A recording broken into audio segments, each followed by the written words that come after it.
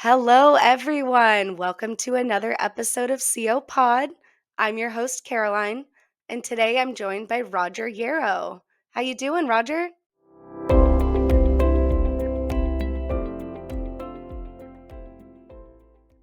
I'm good, Caroline. Thanks for having me on today. Yeah, of course. So Roger is the CEO over at TrueLook. And would you mind giving us a little bit of background about TrueLook? I'd love to know, some of the history and how you guys came to be what you are today. TrueLook, we are a premier construction camera solution, and it's pretty much been my life. I co-founded TrueLook back in 2005, this is definitely my baby, and it's grown up to be quite a business. So what TrueLook does is, I mentioned, we do construction camera systems, and we do live video streaming, time-lapse documentation, security recording, and then a whole slew of other construction related project management features layered on top of that. My background is basically computer nerd. When I grew up, I'm a child of the 80s. I played Nintendo, Atari. Yeah. I'm a self-taught computer programmer, so I've always just been immersed in computers since my early teens. I went to college for computer science. I love video games. I wrote video games, tried to get a job making video games. That didn't pan out. But I've always loved computers and video and graphics and all that kind of fun stuff. And that works really well with TrueLook. We're a very visual business, Mhm. construction media. We do a lot of video, we do a lot of imagery, and then all the graphics processing on top of that. So it was sort of a natural fit for Yeah. me. And then how I landed with TrueLook is, it's a simple and easy story arc. After graduating from college, I worked at major corporations like IBM and Xerox, Mhm. and I experienced what it was like in a big, large company. Xerox not doing too hot these days, IBM sticking around. But I always loved being in that technology space. But I learned that a big company wasn't it for me. And the hard part was you had a good idea and you couldn't make something happen with that idea. Totally. After those positions, I ran a web hosting company for a while, much smaller. As my own boss, I can make the decisions and implement the change to move technology forward. And that's what really got me into the web side of internet and fun things like that. And then when we started TrueLook, it was just kind of the synergy of all my talents and past experience. TrueLook is a web-based platform, very visual, and all the pieces of my previous life came together where we were able to create a solution that solved the need at the time. And that need was remote visibility. Way back in the day, the term was called telepresence, being Yep. somewhere where you weren't. And TrueLook offered that ability. It was a webcam in the most traditional sense at that time, back when internet wasn't very common. It was a Yeah. pretty new technology, and people wanted to bring eyeballs to their website, to their events. And so a lot of TrueLook's early history was in media and entertainment Oh, before interesting. before everything's streamed nowadays. But Mhm. back in the day, it was a big deal to get your event online. And TrueLook did that with webcam technology, broadcasting to the masses. And throughout all of that, the landscape changed. But throughout all of it, we discovered that construction was always there. They always had a need to see construction sites, and they always had a need to document their sites. And that's kind of the genesis of how TrueLook evolved into becoming the construction documentation behemoth that we are today. Yeah. Was there, kind of thinking back on that switch from when you guys are kind of doing more media and entertainment and then that switch to construction, was there a particular scenario or situation that really made that light bulb just in your head? Yeah, we just saw a lot of on the media and entertainment side, more control was wanted by the content creators. So we were at major events with major broadcasters and, large public things. We had cameras on every continent at one point, including Antarctica at the South Pole Research Station. And these were ways to, bring eyeballs to interesting things happening. We had cameras on top of the Empire State Building. And over time, it was hard to keep these things going because a lot of people wanted to bring that content in-house. And as technology evolved to allow people to sort of do this on their own, that part of the business was like floundering, for lack of a better word. But we always saw demand from construction. And that was the light bulb moment, is as we saw some of these other things tapering off, the volume on construction was going up, and we said, hey, this is something we should pursue this. And it's kind of just been a rocket ship ever since then. I mean, you hearing this, you guys sound like the OG live streamers, Right? We were doing it before it was cool. Yeah, yeah. Before Instagram and everyone made it cool, there was TrueLook doing it. Yes, that's a good way of looking at it. So we'll say that. Yeah. And then, I have to ask, we were talking before this call and I said, I love your virtual background. Now, was this taken from a TrueLook camera? This was not. This is a drone shot. So the background, that's Winston-Salem, North Carolina, where we're headquartered. So we actually service cameras all over the world. The majority of our business is North America, but we assemble and ship everything from right here in Winston-Salem, North Carolina. So that's just a nice shot of the city. And our office is somewhere behind my head on the screen there. I love that. I love that. So, we're talking about the past, but, looking towards the future, you guys have been, at the forefront of this technological change. So what are some recent technological advancements at TrueLook that you're most excited about? And how do they address some of those, issues that we have going on in the construction industry right now? Yeah, so we're a hardware and a software business. So we have to address these issues on both sides, which is fun but challenging, of course. So on hardware, the rate at which new equipment comes out is pretty fast. There's a new camera around every corner. There's a new widget and gizmo. So we're always looking for the best to provide our customers. And we typically want to avoid, there's just, if you go to any website, there's hundreds of cameras, there's plenty of options. At TrueLook, we pick the best of the best because we want to provide a quality product that's going to last throughout the duration of your project and the lifetime you're our customer, which is going to be forever. But you want to set up your equipment and walk away and not deal with it for the next 5 years while you're on a project. And so we are constantly pushing the edge with hardware, making sure it's robust. It's going to support you, the customer, and work for you for the duration of your project. So we're always on that hardware forefront, trying to get you the latest tech to make sure it's going to last forever. But then there's the software side. For every TrueLook camera out there, there could be 100 or 1,000 or maybe even 10,000 eyeballs on that camera. So one camera sold is potentially thousands of users using that camera. So we have to deliver on, obviously hardware quality, but then the software experience for all the users. The majority of people aren't even going to know there's a camera. They don't know what it looks like. They just want to look at their job site. They want to access the footage. They want to use it, for security reasons or whatever. So we have to deliver a great software experience. So we're always pushing the envelope with developing our software. And then, of course, everybody and everywhere, I'm sure every single podcast you've done, the letters AI have come up. Oh, yes. I know AI very well. Yes, good. Well, then you'll know it's like if we're not doing it, you're in trouble. And so that's been the focus of the past year, is making sure we keep up with what is expected by the industry and consumers in general for AI, as well as pushing to create something new. So we've been working very hard on the AI side of things. And in our business, everything is very visual. So a lot of our tech is leaning towards looking at images, looking at video, counting things, identifying things, and then you start to create data out of all the imagery.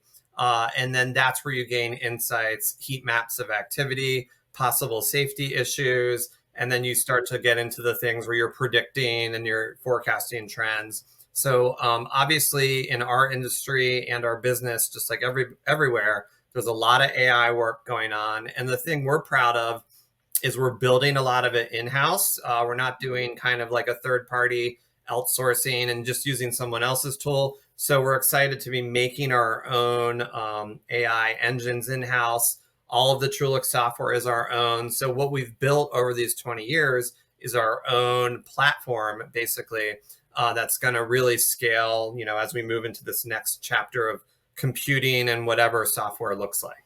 Yeah, that's incredible. And I'm just thinking about it now. It's 2025. This is the 20-year anniversary.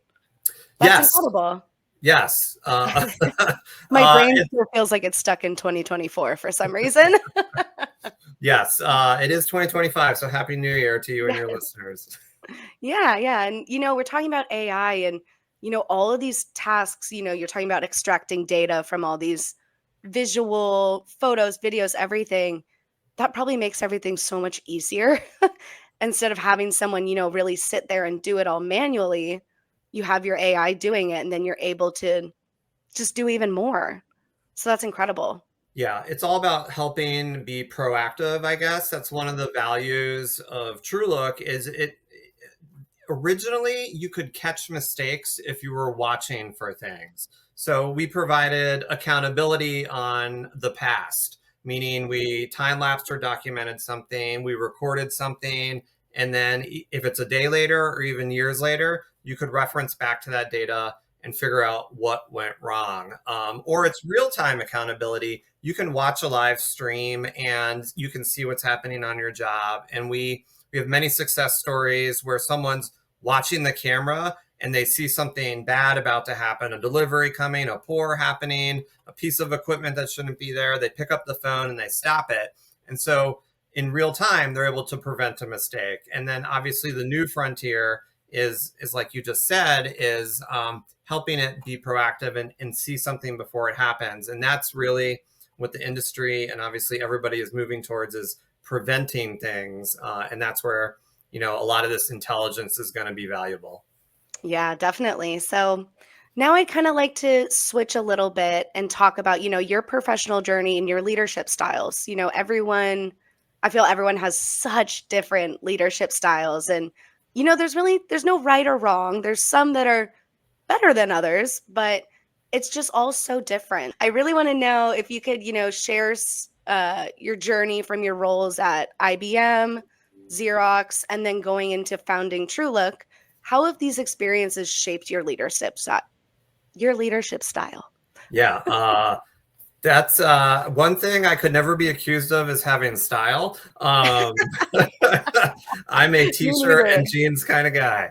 Yep, same here. This was a So, lot of effort for this morning. I'm well, telling you. thank you. Appreciate it. You got the Of same course. right back. But no, we both look awesome. I've always just been a control freak. So kind of going through my journey as a leader, that has been the biggest thing to let go of. And I'll kind of explain more. But back at IBM and Xerox, I was part of a huge organization, a major team. I was just a number on a piece of paper. Not putting any of those orgs down, but obviously, I couldn't be a single person affecting change, and that was disheartening, especially when you're young and you're like ambitious and you want to make a career and build something. And so what I saw was a lot of management pitfalls where you would just have a manager and then a manager and then a manager. I'm like, well, who's doing the work? I'm doing work. I love doing work, but I don't need someone managing me doing the work, because I would just do it. I was a control freak. Uh, and so I didn't really like those kinds of environments. I don't like a classical management structure with a lot of middle management. I'm a doer, I'm hands-on, and even to this day, I can't keep my fingers out of the business and doing technical things, much to the chagrin of the rest of the team. But Yeah, I'll um, completely agree with you there. I'm almost the same exact way. I'm like, I'm a doer. I need to do it. I agree. And like, that's where the fun is. And that's Mhm. how you discover and learn new things, is by doing. Yeah. And as I left those larger orgs and I went to this small web hosting company I ran, I discovered that I could make the decisions and then I could affect the change. And I was like, I like this. I like being in charge. And when we Yeah. started TrueLook, it was literally 2 people. And now we've scaled to 90 plus. And Wow. along the way, I had to do everything in the beginning. A lot of the software, building the hardware, customer support, selling, just like in any classic new business starting up, you're wearing all Mhm. the hats and you're doing everything. And I loved it. And we thrived and we grew.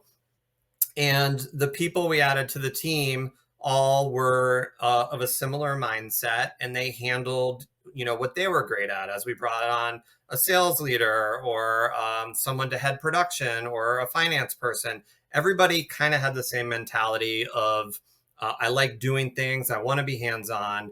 And we sort of ruled by democracy. So my leadership style was, do we all think this is a good idea? And for a long time, that's how we worked.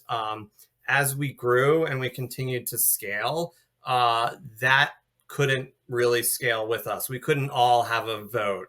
And so the control freak in me rebelled against that, because everybody would look to me and say, you have to make a decision. And I'd say, well, I don't want to do that. That's the opposite of what we had before.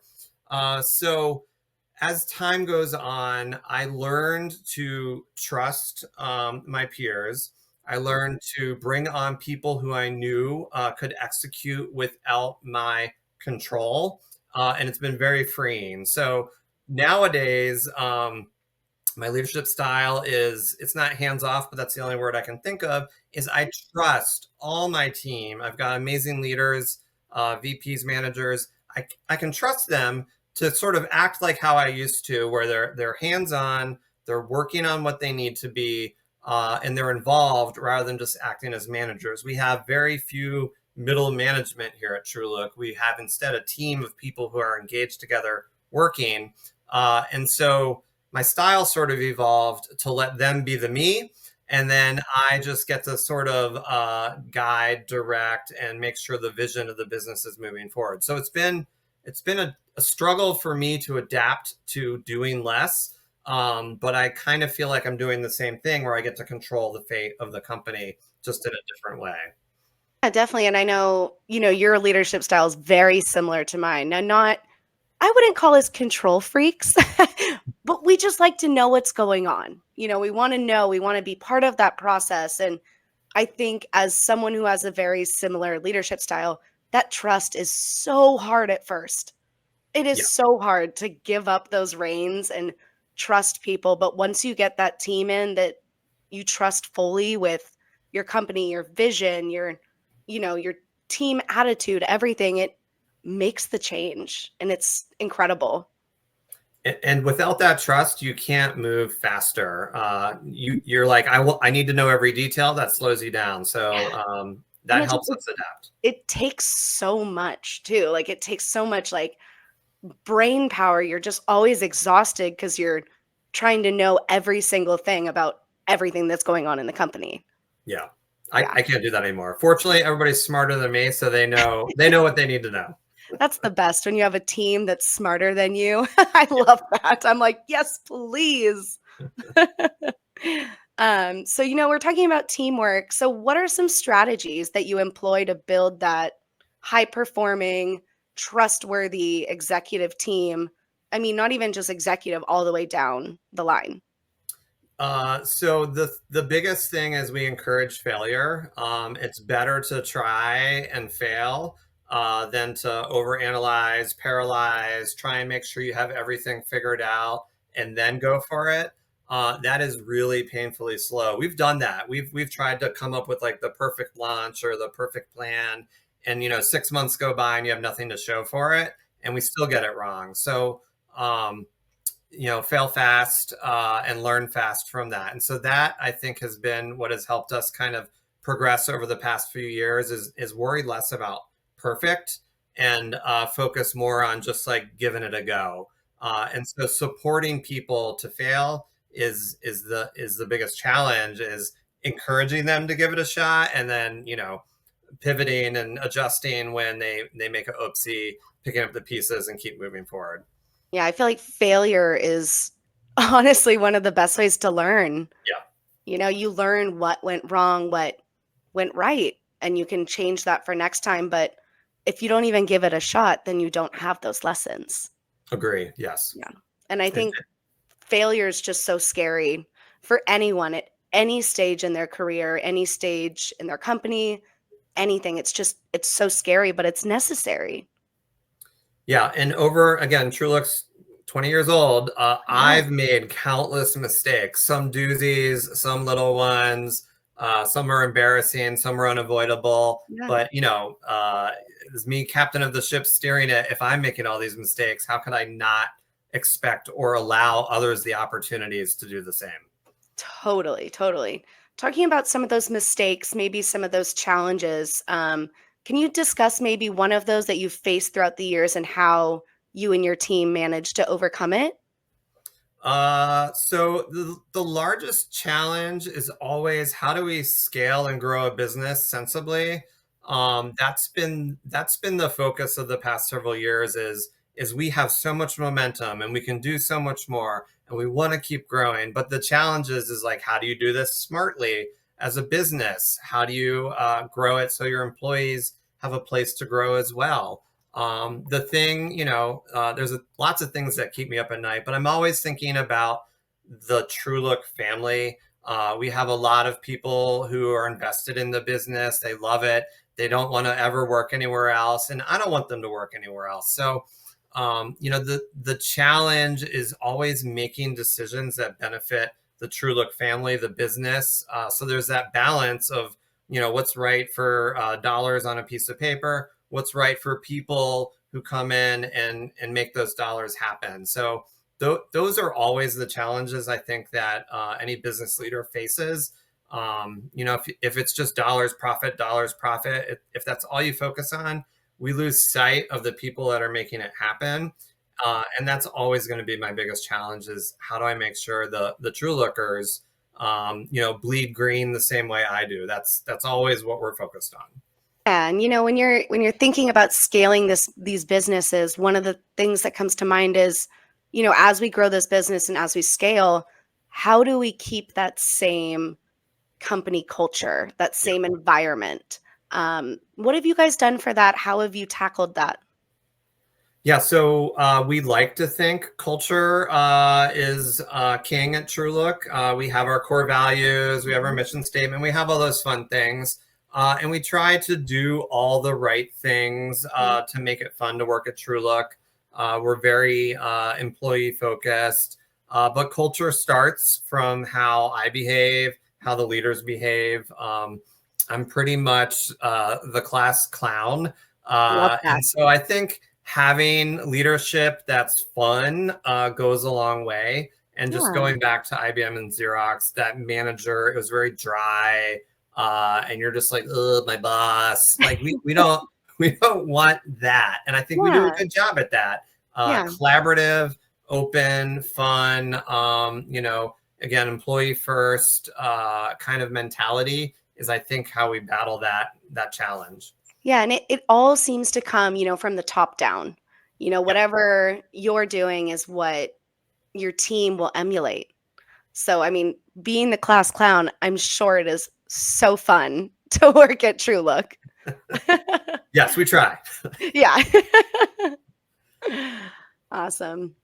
You know, Throughout the 20 years that you guys have been around, I'm sure there's been a lot of big decisions that have had to be made by you, by your team. So when approaching these critical, tough decisions, how do you do that, especially when, you're in the face of uncertainty? You don't know what the outcome's going to be. How do you handle that? Yeah, that those are always tough decisions whenever you have to make them. And what we try, it's just transparency is what we're really trying to do. So last year our theme was transparency, and that's kind of here's the reasons why we're doing this and communicating those out. Not every decision is going to be popular or correct, like you said, but we have to at least make a decision. Otherwise, we're back to that example of just analysis paralysis. We have to move forward. So, we have a meeting of the minds and we say, this is the decision we're going to make, and here's the reasons why, and then be transparent about it.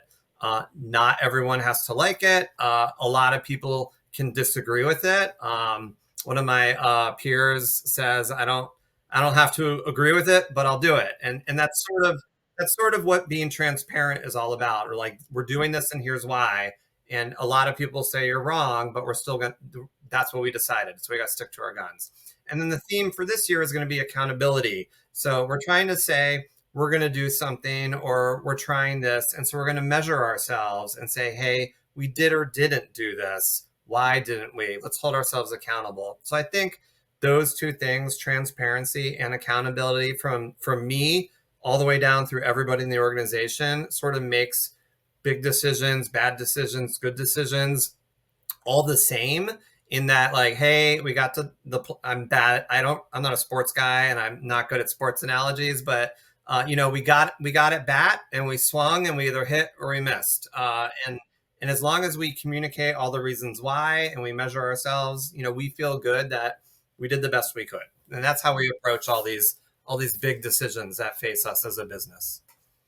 Yeah, and I feel like, when you have team members or people, don't agree, there's always going to be people that don't agree, but once they know the reasons behind it and that transparency, they don't hate it as much. They understand, okay, this is where you're coming from. I see you. Maybe it's not what I agree with, but I see you and I understand. Yes. So that's awesome. Yeah. Hopefully everybody else thinks it's awesome too. So I'll take a plus one. So we're like minds, but I'd hope so as well. Yeah. Reflecting back on your career, you've had this incredible transformative career. What are some key lessons that you've learned that you continue to influence your approach to business and also leadership? Key lesson number one is definitely surround yourself with people who know what they're doing. I don't have a business background yet. I'm running this amazing company. My background is, again, technology nerd, and that's what I love about TrueLook, the tech side of the business, and that's where I spend a lot of my time pushing buttons. But I still have to learn about business, run a business, and that's where the team around me, the people that are smarter than me, that's how I'm winning right now. Is I've been fortunate to find people who know what they're doing, have been there and done that. A lot of the time we try and find someone who has ambition and they're like, I love this, I'm all in, I want to grow into this role. And those people have turned into great TrueLookers. But we've also learned it's a lot easier just to find someone who knows their stuff, and then they just come in and make it happen. And that's when we sort of focused on finding the talent that's made us the business today, where things really started to gel. And of course, everybody who's eager and excited and just starting out, we groom them, we grow them. We have great resources to help them become the been there, done that people. So that's an absolute lesson I've learned over time is surrounding myself with the smarter people, because I used to think I could do it all, because in the early years of TrueLook, I did do it all. But once we got to that next level, that's where I discovered, I was like, oh, I actually can't. So you're like, I need to have a life too. I need to breathe a little bit. Yeah. Yeah, I know. I'm thinking back, when you say all this, I'm thinking back to the beginning of my career and just out of college. So hard to find a job. There's a lot of companies that don't want to take that risk with, fresh out of college or, coming in the early stages of their career. And it's so refreshing to hear that there are companies like TrueLook, like Lumber, like all these other companies that, do want to take that leap and take that chance on the new guy in town. Yeah, enthusiasm is the best thing you can have on your resume. If you're excited about something, people will be excited to be near you, with you, and have you working with them. Excited and passionate, for sure. Yeah, and that's the world has done a good job at squashing that, but when you find it, it's special, and we like that kind of energy at TrueLook. We try to live that way, and that attracts those kinds of talents. Yeah. So how do you find those talents? Other than just going to like a college career fair and, scouting them out that way, or going to the local dive bar, how do you find that young talent? A dive bar. But pre-COVID, we used to be a Winston-Salem specific organization. Everybody was, hired locally. We all lived here in town. That was all pre-COVID, and I never pictured what we'd look like today, where we have, half the companies remote. The majority are still local-ish, but we're distributed all over the U.S. So our best talent, of course, always comes from knowing someone. So as we grew and brought in, the been there, done that people, seasoned professionals, they have a network. So networking, which has never been my strong suit, is what has got us a lot of great talent. Another friend of mine, everybody's heard the saying, it's not what you know, it's who you know. That is very, very true. So I was lucky to just stumble upon people through my network, through others' networks, who became great assets to TrueLook, and then their networks now become TrueLook's networks. So we find a lot of talent through that, word of mouth, peers, and all that.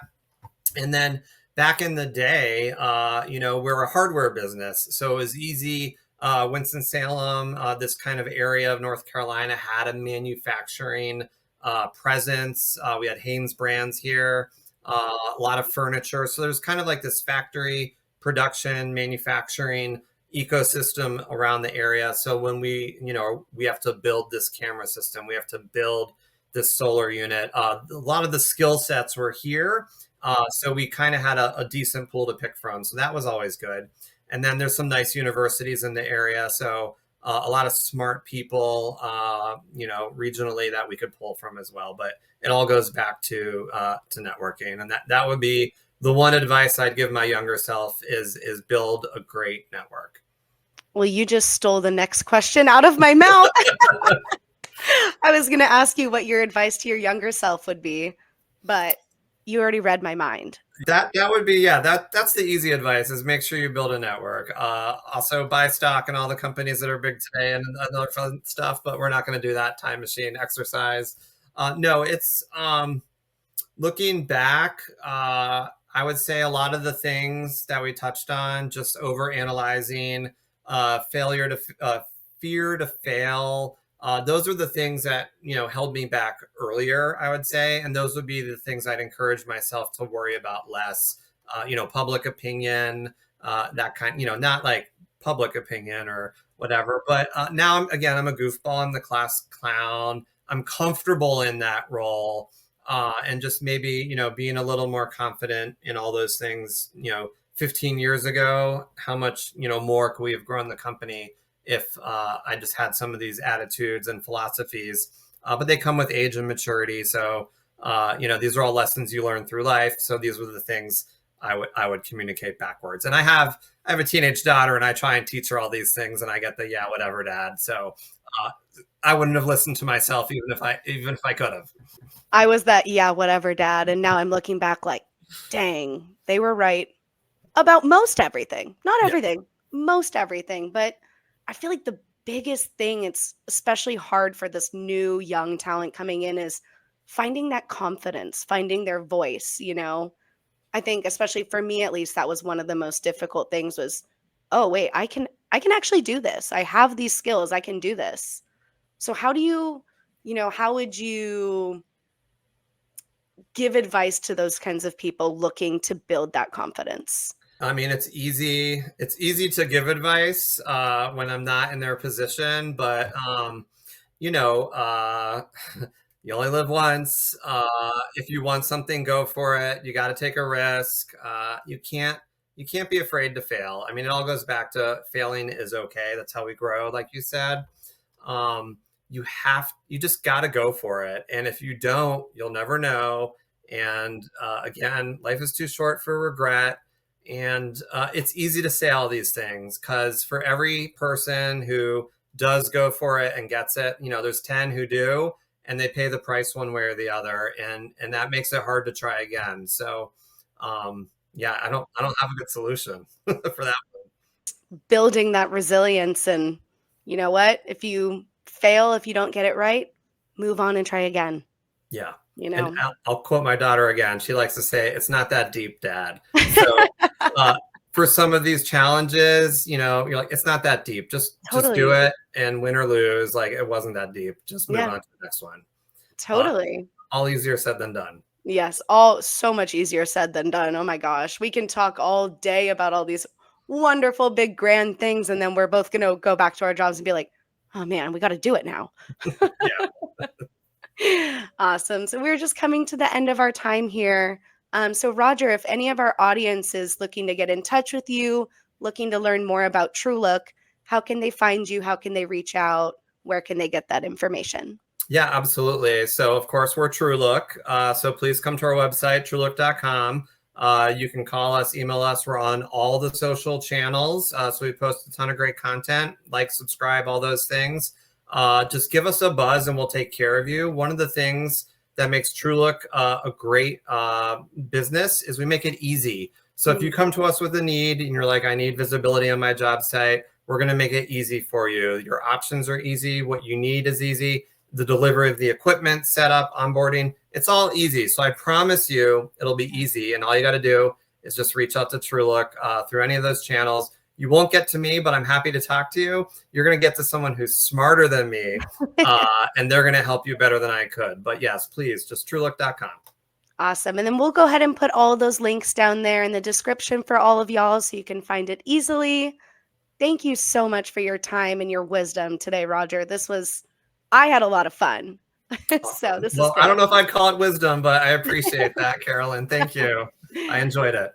All right. Thank you guys so much for listening today. Make sure to tune in next time for another episode of CO Pod.